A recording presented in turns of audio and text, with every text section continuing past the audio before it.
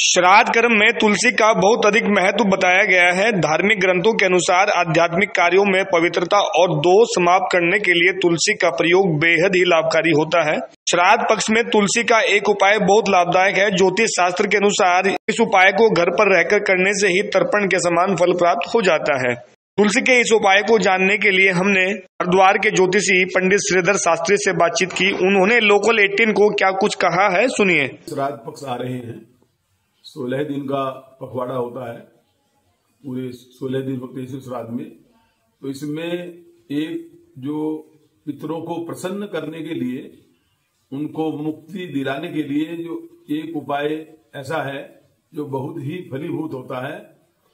जैसा कि हमारे आंगन में घर के बाहर तुलसी विद्यमान है, वहां जाकर के तुलसी की जड़ में एक कटोरी तुलसी की जड़ में रख करके और अपने हाथों में स्वच्छ जल लेकर के उस कटोरी में लगभग 7 बार उस जल को अपने हाथ के द्वारा पहले हाथ में डाल करके अंगूठे के द्वारा वह जल धीरे धीरे उस कटोरी में चला जाए और इस प्रकार का क्रम 7 बार होना चाहिए।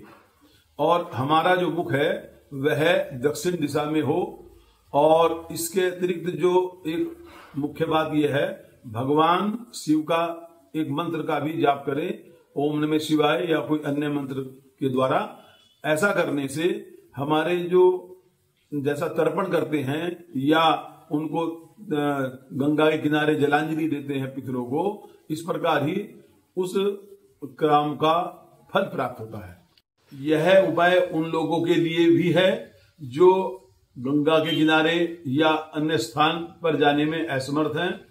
अपने घर पर ही इस उपाय को करने से उनको पितरों को प्रसन्न करने में एक सुविधा भी होगी और उसका लाभ भी होगा और उनके पितरों की शांति अवश्य होगी। तो ऐसा करने से हमारे पितृ शांत होंगे और यथा योग्य हमको आशीर्वाद भी देंगे। जैसा कि 16 दिन तक पितृ हमारे पृथ्वी पर ही होते हैं और वह प्रसन्नचित्त होकर के अपने लोक में लौट जाएंगे।